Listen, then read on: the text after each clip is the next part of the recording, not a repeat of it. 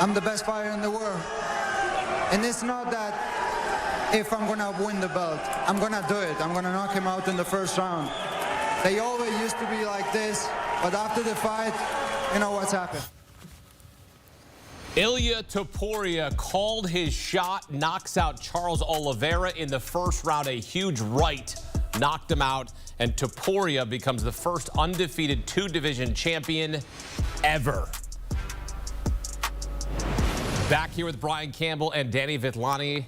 Topuria knocks out Oliveira in the first round, becomes the first undefeated two-division champion ever. BC, that was one of the greatest knockouts that I have seen. The clinic early on in that fight by Topuria. What is your reaction to how that went down? This is what greatness looks like. This is what face of the promotion looks like. This is what someone moving up in weight, and we said, will he bring the power with him? Oh, yeah, in a big way. And the fact that Topuria did face some resistance from Charles Oliveira early, getting taken down, back and forth, open to cut over Oliveira's eyes. But one thing we said coming in, Oliveira can create all this chaos, but this is the wrong fighter to create it against. As soon as they came together, Oliveira was squared up. It really just took perfect placement with that right hand. The left hand was just bonus after it. You're looking at a fighter who calls his own shots, who takes pictures with world titles before he wins them, and then backs it up and delivers. 17-0. And oh, by the way, number 2 on my pound-for-pound list coming into this fight behind Islam Makhachev. We may need a referendum after that. Man, Ilia Topuria, and he's got to follow up with that. I mean, he's got to chase Islam at welterweight now. Like you said, leading up to this fight, this is a chance for a triple champion here. He was probably closer to 175 in the cage there. I think he can make that jump up and actually challenge Islam. The way he put 3 legends in a row, cold out on the canvas that way, absolutely clinical. And Mystic Mac 2.0, remember when Conor McGregor used to call his shot like BC just alluded to, and it would come to fruition. This is a more intellectual, more cerebral, perhaps even more athletic version of that. So Ilia just unprecedented right now, breaking records and on his way to greatness. In the post-fight interview, he basically said, get on my level. That's what he said, right?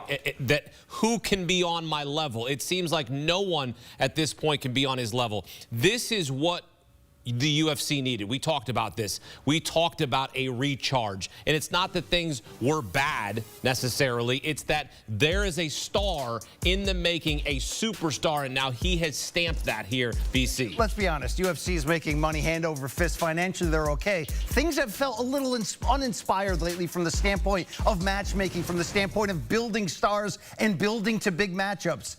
Put the rocket ship behind this guy, the Rocket Pack, please. The Rocketeer, shout out to a great 90s movie. This guy is going to go to the stars, and one thing he said afterwards is, I'm the new generation. I'm the evolved mixed martial artist. He's showing you that. It's the precision, it's the power, but it's also the confidence, the game planning, the belief. I mean, everything. He checks all the boxes. He can handle himself great on the ground. He is a completely well-rounded fighter that I think the only question now is, how high in weight, as Danny said, could he go? Is a third division possible? We'll have to wait to find out, because there is a long line of 155-pound fighters waiting to fight him. But this is the star we've been waiting for in a lot of ways. He already was a star. Yep. This catapulted him to the stratosphere. Absolutely. And we saw post-fight Paddy Pimblett step into the octagon. And we got some fireworks, which we don't necessarily get all the time. We got a shove from Topuria. We also got some words that we can't really utter right now on this set, but it was incredible, the trash talk. Can Paddy Pimblett hang in the octagon with Ilia Topuria? Or what am I thinking here? What would you think of this matchup if it comes to fruition? Man, I mean, I'm thinking of Hand Sanitizer Boy the first time these two clashed, and he threw a little bottle at him, and I think the shove is a little reference to that, right? They have some old beef going back, but of course, once again, Ilia will be the smaller man in that matchup. Paddy's going to look to implement the grappling. Look what happened against the king of submissions in Charles Oliveira. You create that chaos. You look to tangle up with him. He touches you with a hook to the body, hook to the chin. You go to sleep. I know they say Scousers don't get knocked out, Hakeem. This might be the first time a Scouser goes to sleep. Look, from a storyline standpoint, the Paddy Pimblett fight would be fire, because they have been at each other for years and building up to this. It just took Topuria moving up in weight. But I mentioned the crowded line atop this division. You got to feel for Arman Tsarukyan. He had already secured a title shot against Islam Makhachev in this division, but had to pull out last minute. He could have easily been chosen for this title opportunity. He was in the front row. and then he watched Paddy Pimblett walk into the cage. You also have former interim champion Justin Gaethje, who said if he doesn't get a title shot next, he's going to retire. Tsarukyan on paper is a much tougher fight than Paddy Pimblett, but Pimblett's already sort of, I don't want to say overachieving, but moving his ceiling higher. What we saw him do against an aging Michael Chandler was very convincing. And from a trash talk standpoint, from the standpoint of Pimblett being a star in the UK, he's got identity, he's got character, he's got the blonde hair, this will be a fun build. Let's do it. What do we always say? Inject this in my veins, BC. Am I wrong, Danny? The UFC is back tonight. It's back, baby. We needed this so bad. John Jones retires on an announcement in Azerbaijan on an odd fight night, right? Then unceremoniously runs into some trouble. It feels like the mystique and power of Alex Poatan Pereira has kind of left since his loss to Ankalaev. We needed Topuria, another incredible legacy-defining win. Charge your batteries. And this next fight, the co-main, come on, this was awesome. The flyweight champion, Alexandre Pantoja, continues his reign in the division, successfully makes his 4th title defense, defeats Kai Kara-France via submission, rear naked choke in the 3rd round. Both of these men predicted the exact result. BC, what did you see from Pantoja?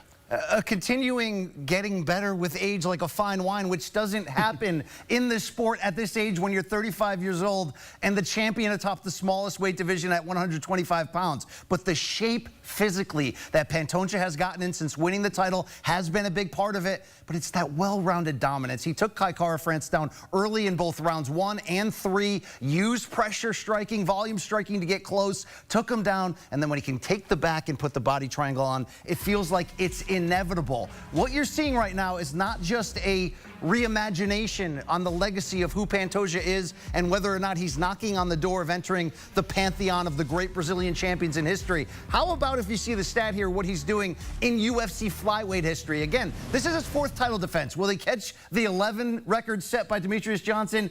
Unlikely at this point. But what he did do tonight is move into 1st place alone for most wins, most finishes, and most submissions in this division's history. He is one of the most decorated champions, and I can't believe why I'm saying this, Danny. At 35, he looks more composed, dangerous every single time out. He looks more built. His physique is different. He uses it to implement that pressure. And to me, BC, I know that Demetrius Johnson is your flyweight guy, right? The 11 title defenses he mentioned. But I'm going to go ahead and say in my book, Alexandre Pantoja is the best 125er of all time. Look at the resume. Wash your mouth out, please. Come on. No disrespect to Mighty Mouse. I love the guy. But I think the level of opponents that Pantoja has beaten is just a bit greater, right? And the way he's doing it, that body triangle, once you get in there, it's like a padlock. There's no getting out. And he laced up that rear naked choke like we expected inside 3 rounds right there. So I think he can just keep dominating people as he gets better with his physique, with that imposing will. Like he said in the weigh-ins, he was aura farming off of Kai Kara-France's Maori tribesmen